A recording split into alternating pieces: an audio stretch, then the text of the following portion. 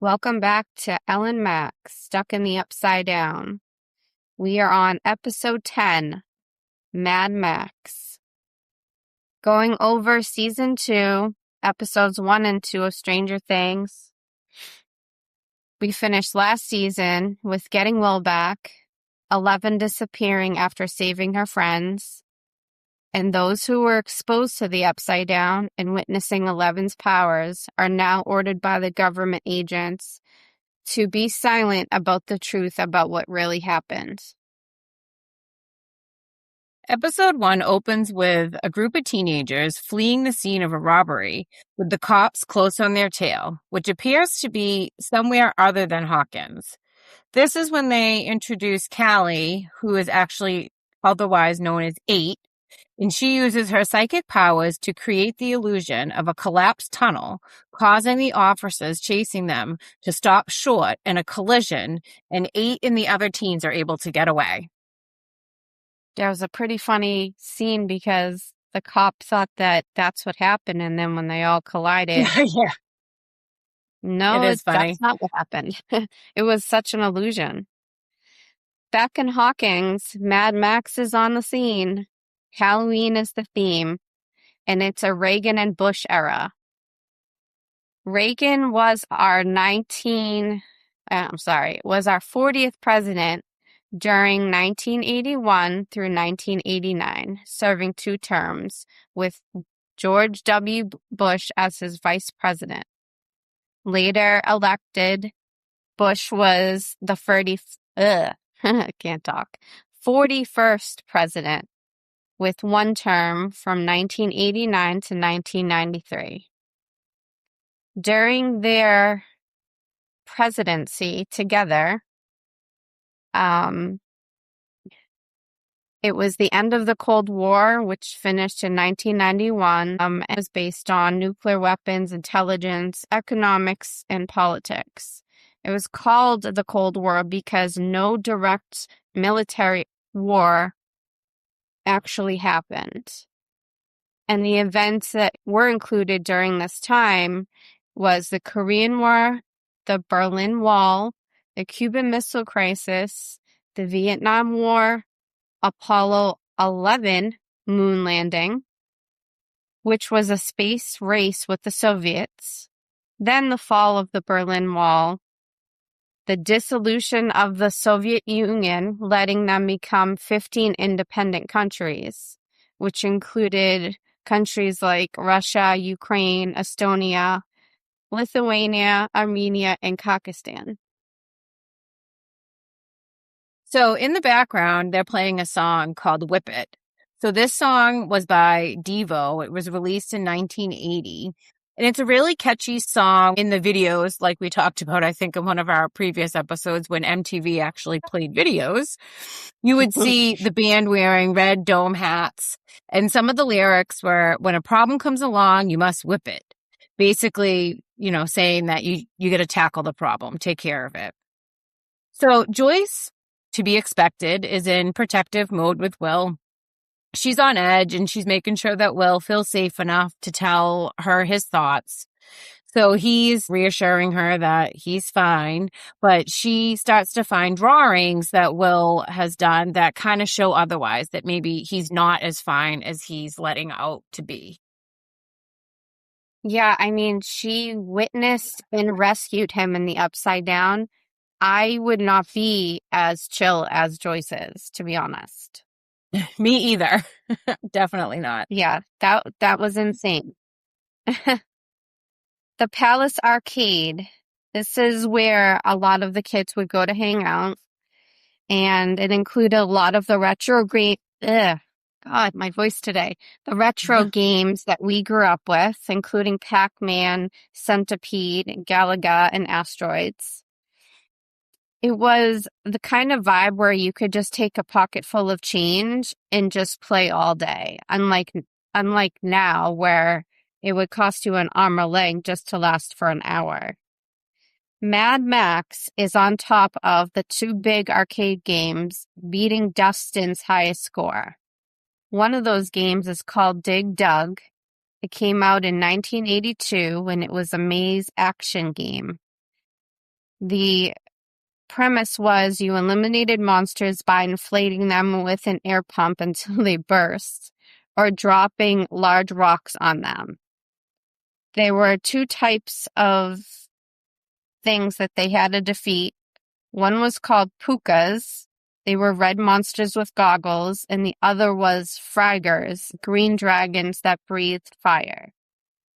While digging through the earth, the deeper that you got into the ground, the more points you earned. So the other big game was Dragon's Lair. So this is one of the most famous arcade games. It was released in 1983.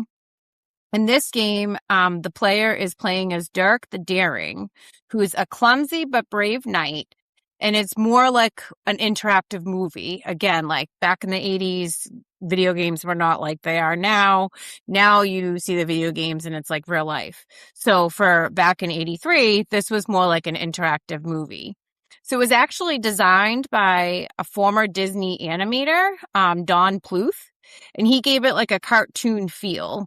And the goal of this game is to rescue the princess and defeat the evil dragon. Kind of reminds me of Shrek. Very true. So back to the episode. While they're at the arcade, Will and his friends are there playing.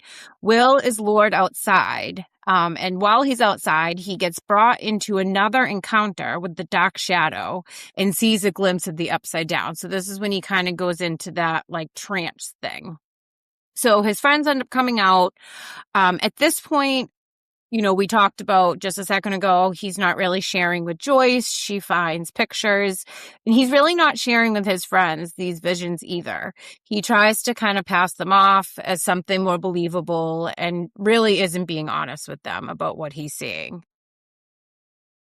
Yeah, and it is a little scary and hard to imagine like any 12-year-old seeing these visions and not having anyone to talk to about it. Yeah, definitely. Super scary. And they're like scary visions too. It's not like, they're really creepy. Yeah, because it's not just like a monster coming at you. It's like your whole world is back in the upside down, and even screaming or whatever, it's not going to get you out of it. And I think at this point in the show too, they're really not sure what's going on. So I think later on that, it may not have been so scary because they it's still scary, but you know what I mean? Like they have more knowledge now. It's so new too. I think that definitely plays into the creepiness factor. Yeah, and except for 11, actually more than 11, I would even say Will, out of all these characters, have seen the most of the upside down and all of the scary things of it. Because I don't think Absolutely. 11 has seen this stuff yet, other than when she beat the Demogorgon at the end of season 1. So, yeah, I mean, he may not look it right now, but he is brave in this season. Absolutely. So I can't remember if we've met Murray, but because I've seen these episodes and these seasons more than once, I just know him. So Murray is right now acting as a private investigator in Hawkins, and a lot of people pass him off as like this annoying nuisance type of person. But he went into the police station insisting to see Hopper, and Hopper brought him into his office. And when Murray starts spitting off that he has intel on a Russian spy and that it's a Russian girl with psychic abilities, Hopper has to pretend that he doesn't know what Murray's talking about. He takes notes about what he's saying, but kind of like plays it off like, all right, dude, you're crazy. I gotta go by. So, that was kind of funny. It was just like a funny, like 3-minute interaction. And then we do find that Steve and Nancy are back together. And Steve is such a different guy in this season. And they're back at school and they have to pretend like nothing happened last season, including losing Barb. They're not allowed to talk about the upside down, the Demogorgons, what actually happened to Barb. And it's really hard for Nancy to sit with that truth. And I think it's when I'm trying to think of when the scene was, and I can't picture at the moment, but I hear the secrets that you keep when you're talking in your sleep. I don't know why, the lyrics don't resonate with me, but I love the song by the Romantics. Um, Reaching the top 10 in the Billboard 100 charts in 1983. And it kind of questions, are the things we talk about in our sleep true or a fantasy that our mind makes up in our dreams? What do you think, Max? So I love that song and I can totally sing it. And it actually kind of reminds me of Nightmare on Elm Street. Because again, like that's another thing where like Nightmare on Elm Street, if you've ever seen it, the kids dream and that's when like the bad guy, Freddy Krueger, like comes into their dreams, but ends up like killing them in real life. So Oh, again, yeah. it goes back to that like sleep or fantasy kind of concept. Yeah. Isn't there another movie with Corey Haim, Dream a Little Dream? That was that an 80s or a 90s flick? I don't know if I saw that one, but I feel like if it was Corey Haim, it was definitely probably the 80s. Yeah, yeah. Yeah, and I don't know, that concept does resonate with me about other movies like don't go to sleep, you can't go to sleep, or bad things are gonna happen. So, but I mean, I just think from like the psychological point of view, do you think that what we dream of is reality, or is it just little bits and pieces that are put together in some fantasy dream? I mean, I think our mind is a very intricate thing. So I think both. I think sometimes dreams are, based off things that we've experienced or thoughts that we've had. And then other times I think it could just be like something that you watch on TV that you're creating this reality fantasy in your head. So I kind of have like, I'm on the fence, I guess, between both. Yeah, I always think that if I see a commercial about a snake or something before I go to bed, I'll have to watch something after that because I don't want to have a dream that there's like a snake in my bed. So, yeah, I'm right there with you, or at least maybe like the superstitious part of my brain thinks that way. Yeah, I'm a big horror fan, so I think watching the horror movies doesn't help my thoughts either. So this episode also introduces Billy. So Billy is kind of known as like the new badass in town. He's intimidating, comes across as like a tough guy. They play the song, Rock You Like a Hurricane by the Scorpions. Again, that was for a 1984 song. And the metaphor is kind of like intense energy. Billy drives the 79 Chevy Camaro, muscle car, wears like the tight hug jeans. So Billy is actually Max, which is me, my stepbrother. And as, we learn more and more about Billy, he is kind of what he seems, he's a real jerk. He's not very nice to Max. He's really not nice to other people. Definitely seems to be like a womanizer, racist. And he just really is just not a nice person at all. Yeah, and in the beginning, it seems like he's, how like we all had cliques. He doesn't seem like he's like the jock type, but then he meets Steve on the basketball court and he blows Steve away. So he's different. He's not like, to me, your typical rock and roll badass. He's just like everywhere. But we Yeah, he do learn. definitely throws a few surprises out. Yeah, which I don't know if this ends up making him a target about what happens later on. But it very well may be. Could be. So Joyce has a boyfriend, and we know him from the movie Goonies. Bob Newby. Um, uh, uh, Joyce and Hopper both went to high school. with Bob, and currently he's working as a manager at a local Radio Shack.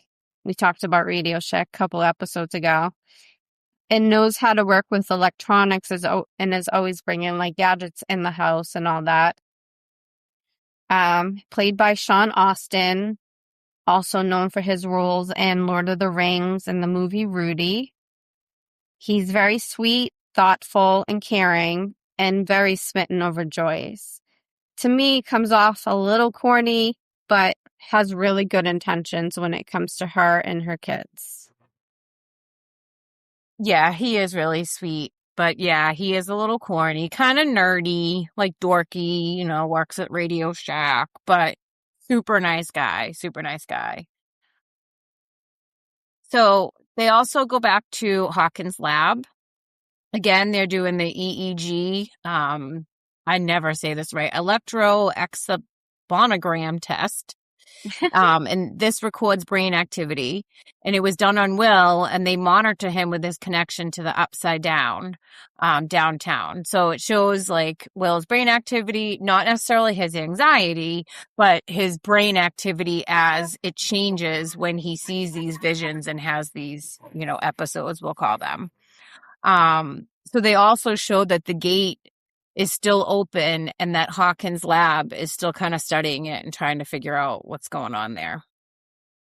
Yeah, and the lab doesn't look like it did last season, so I'm sure we're going to find out what changes have taken place there. It is kind of sad, like, to see Will hooked up to, like, that cap with all the wires and, making him feel even more displaced than he wasn't already, having been in the upside down. But let's hope that they can help him figure out how to control it. Yeah, it is really sad to see. And I feel like it kind of adds a little bit to Joyce's trauma too, to kind of have to go through that again. Yeah, and you could tell that she's really torn about, like, am I doing the right thing? But then who else can I take Will to, because no one's going to believe what he's thinking. Nancy and Steve are going to Barb's house to have dinner with her parents. It's really weird. Like, the whole thing is so weird because they know she's dead. They know how she's dead. And her parents are just like, oh, we hired Murray and he's going to help us find Barb, and everything is still in place as if Barb never left. And Nancy is like really having a hard time not being able to tell them the truth. And now there's a for sale sign in the front of their house, and the parents are basically gonna like give up their home to find their daughter, who Nancy and Steve know is dead. I thought it was funny because they had KFC at the table, which, Max, wasn't it used to be called Kentucky Fried Chicken, but they had to change their name or something? Yeah, I think it was originally Kentucky Fried Chicken. Yeah, I feel like something happened. I don't know if it was in the 80s, but I just remember hearing something about that. But you see it as KFC in the show. Yeah, that's funny. Yeah. And meanwhile, the boys are following around this new blue-eyed, redhead, skateboard-riding girl to the arcade, and now they're confirming that Maxine Mayfield, who is played by Sadie Sink, is none other than MADMAX. So meanwhile, Hopper has quietly been keeping 11 safe in a small cabin in the woods. This is when we really start to see Hopper kind of go into that father figure for 11. He's trying to teach her how to be normal things.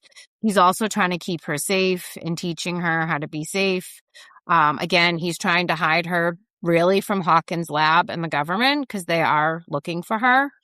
So as a normal, teenager, 11's bored, she's impatient, she's pushing boundaries. She is, learning from Hopper and also from watching TV. And it's really funny. They do show the old 80s TV set. which is kind of funny in the cabin that they're in. So in the beginning of episode 2, Elle flashes back pre-episode 1. She wakes up in the Upside Down and she's trying to retrace her steps. And she becomes extremely confused and desperate to find Mike. She really wants to be with Mike and with her friends.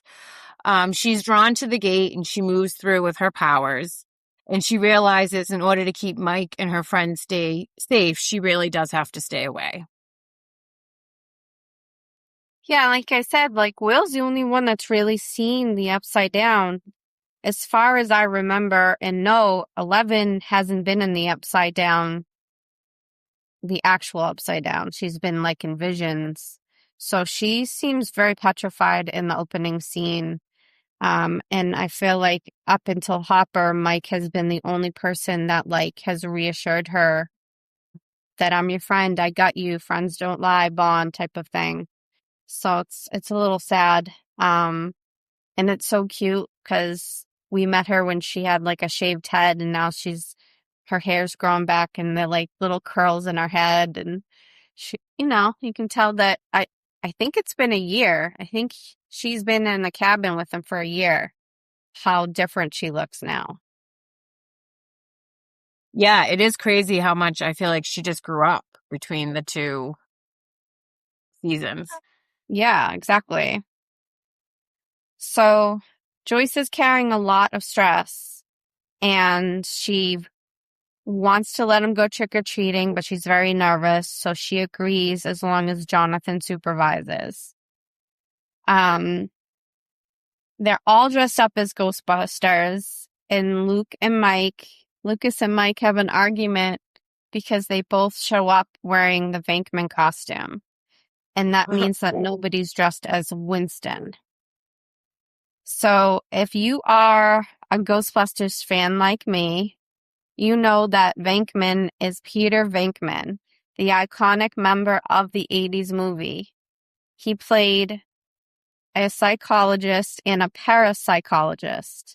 He was very witty, sarcastic, confident, and charming. He was often the speaker of the group who was always trying to talk his way out of the troubled situations. Played by one of my favorite actors, Bill Murray. He was a famous actor, still is, actor-comedian with a very distinctive, unconventional humor. Known for movies like Caddyshack, Lost in Translation, Stripes, and the role as a lead camp counselor in the movie Meatballs. The recipient of Mark Twain for American Humor Prize and one of the most influential comedic performers of his generation. Yeah, I love Bill Murray. Even as old as he is now, he's still the same Bill Murray I remember growing up. Yeah, he is. I love him. He is a really good actor and he's funny. And just like, I feel like his face, like he's so able to like keep a straight face and be funny at the same time, which makes it even funnier. Like, Yeah. Yeah, and he never like had to impersonate anyone or imitate anyone. He was always just Bill Murray, like this funny, sarcastic, like out of left field comments comedian. And I love that about him. yeah, I love that too. Like, I feel like he's really good with like improv. Yeah, and you never was like, oh, we sound a lot like this person, or, oh, he's just playing a role. I think Bill Murray has been playing the role of Bill Murray his entire life. Right? So also, even though Joyce has a boyfriend, Hopper and Joyce are still close, and he's there to support her with Will and was help following Will's care at Hawkins' lab.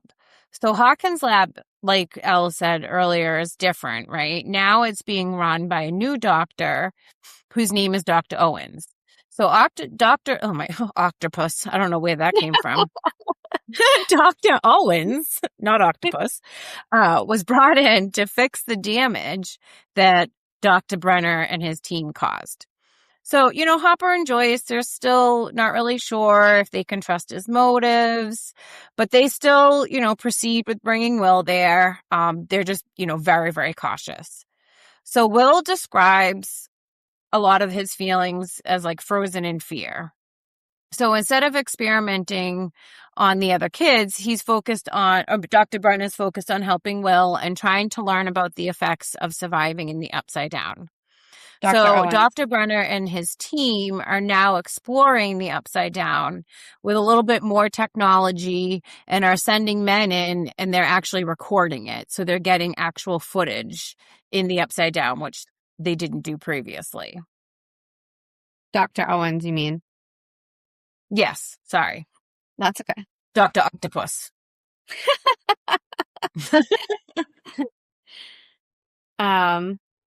Yeah. So it's kind of like you're trying to put pieces together based on the pieces you had to put together last season with the different men, and most of them are men, I will say, in Hawkins' lab. And when you see Dr. Owens, he's definitely like such a different demeanor. And you don't get like that. I don't get that feeling like, who's this man and what does he want with Will? I kind of get that soft feeling from him. But the other, I don't know, they called employees, a scientist that are actually in Hawkins' lab now, they just seem a lot more normal. And when they have the footage of one of them going back inside the Upside Down to get footage and to fix whatever electronical device that was damaged, it just seemed like a lot more calm, and a less militant, if that makes any sense. No, I agree with that. He definitely seems softer, I think, like you said. Yeah, he seems softer, but he just seems, I don't know. I feel like he's more of a doctor than a scientist. And I believe he actually is a doctor. I don't remember if Brenner was a doctor or just a scientist. But outside of the lab, Hopper is now investigating because he's had multiple reports and multiple complaints about crops being damaged. And everybody's blaming the other farm and this one and that one. And at first, Hopper's like, you guys are wasting my time. I don't have time for this. But then when he starts to investigate things, he's starting to see some similarities, especially that slimy crap that he felt in the Upside Down.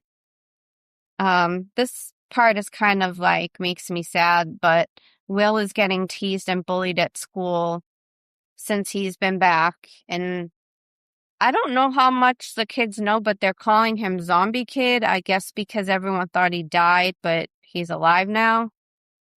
And while he's out trick-or-treating with his friends, even though he's with Mike, Will has an episode and basically runs away and is now face to face with that moving dark shadow he saw at the arcade. And as we know from seeing Will's drawings last episode, it's the same thing. It's exactly what he drew. Mike quickly finds Will and is very annoyed by his friends who had invited Max. So he takes Will to his house and, just leaves the whole trick-or-treating scene. And they sit down and they kind of talk about, Will opens up to Mike in this situation.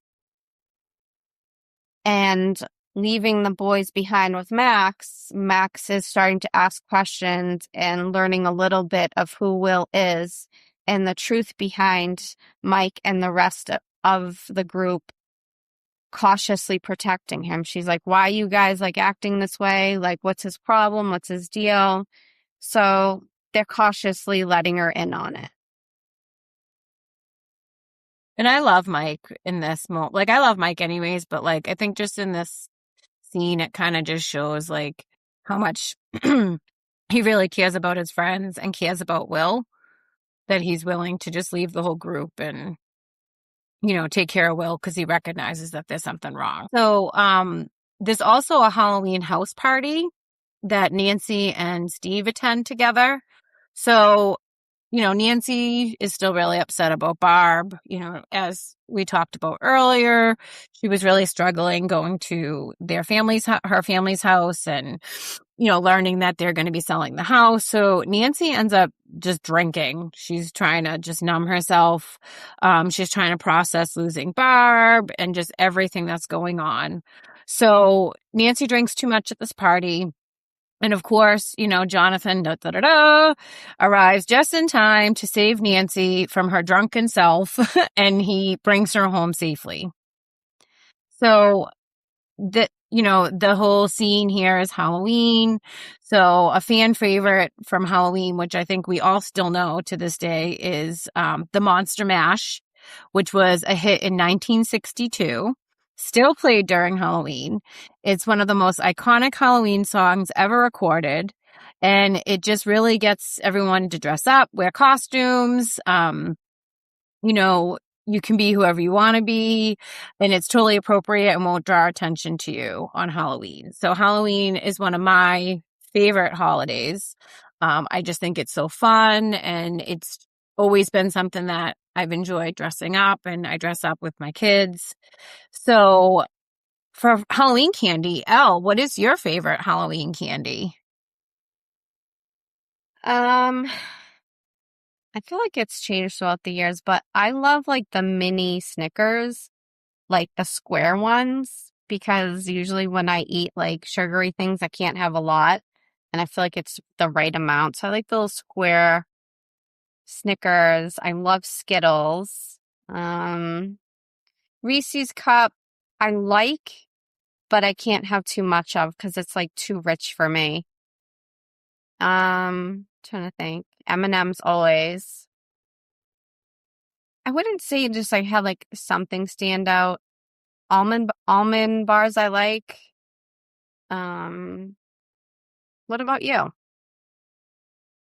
So again, I think it's changed over the years. So I used to be a huge, Reese's Cup. I do really like the Reese's Pumpkins at Halloween time. But now I think I have to agree with you. Like, I do like the little Snickers, because again, they're like perfect amount. I also like the single packaged like gummy Lifesaver gummies. Yep. Those are really good because I do love me some fruit snacks sometimes. But yeah, I I would love have to candy say, bars. those would be my favorite. So on Halloween, we have the party going on. We have, Mike and Will at his house trick-or-treating. We have the boys with Max. And we still have Elle at the cabin hiding out. So Elle feels like Hopper has been just letting her down a lot. He's become this father figure. She's locked in this cabin. She's kind of relying on him for everything. So Hopper lets Elle down again. He comes home late. So he does rush home with Halloween candy. She's pissed. So she just, shuts him out. She barricades herself in the bedroom, uses the TV and everything. And is just, she's really upset. So at this time, she decides that she's going to use a blindfold and the TV to try to see Mike. So she does do this, and she realizes that he's trying to communicate with her, but he can't hear her message. Also during this part, they show that Dustin is face to face with what he thought was his cat Muse in the trash, but they don't really show what it ends up being. Yeah, the scene of Elle trying to communicate with Mike and Mike trying to communicate with her. She can see him trying to communicate with her, but is getting really frustrated because he can't hear her. Because before she was able to make contact with Will, remember how she spoke to Will and gave him messages from his mom? For some reason, it's not working, and you can just see, I don't know if you want to call it anger, but her frustration just like coming to a boiling point, I would say. And Yeah, I mean, I just feel like that would be super frustrating if I was in yeah. her shoes too. Yeah, and I honestly I think she says it's like 352 days. I'm like, that's a long time to just be isolated from the world you just like were introduced to. So, it's a long time for any 12-year-old to have to wait and be away, but Hopper knows what's going on outside of the cabin, so he's doing it for a good reason. So have you ever trick-or-treated anywhere other than a neighborhood? Yeah, so I actually have very rarely trick or treated, at least like I would say with my own kids. As a child, we lived on like a really busy road, but I never really trick or treated in my own neighborhood, to be honest. The last few years, I had a friend that would do like a hayride and go around their whole neighborhood. It was a really like nice, fancy neighborhood. And we would go on the hayride and they had a big party at their house and it was a blast. And then other times before that, I've always gone to other neighborhoods. So it's funny that I just, unintentionally have never really trick or treated in my own neighborhood. I feel like I've always trick-or-treated in a neighborhood, but one time I trick-or-treated at a mall. So they How was that? basically, I'm trying to think what mall it was, but I think at the time it was for safety. So in order, to allow the kids to go trick-or-treating, that's what they asked the kids in the town to do because of some safety issue. So I thought it was really cool. I think at the time it wasn't any different than it would be for a kid. Maybe as an adult, it would seem a little weird. Yeah, I But feel do you like that remember would be like fun. remember like the plastic costumes we used to wear? I remember I Oh was the Care yeah, and you would Bear, sweat to death. bright. Oh my God, like I know they were inexpensive, and I'm glad that my parents could afford those inexpensive plastic bag costumes, but I just like it's just so funny, because they were basically like garbage bags and then just a plastic mask. Yeah, and like I so many times I like cracked my mask. So like you'd be wearing it on your face and it's like pinching you because there's a crack on the side of it. Like Yeah, I mean, it's kind of logical to do it that way because what do most people do when they get their kids' costumes? They don't wear them again, right? Most of the time. But I have worn the same costume as an adult for the past 5 years. So, I don't care. But kids care and kids grow. So their ideas about what's cool changes so often. well, I remember as a kid just making my own costume too. Just kind of like finding random things around the house and creating something. Yeah, I feel like my mom definitely did that, but I don't think I did. I think maybe as like a teenager I did. But I have a boy and he wouldn't know how to do that, so.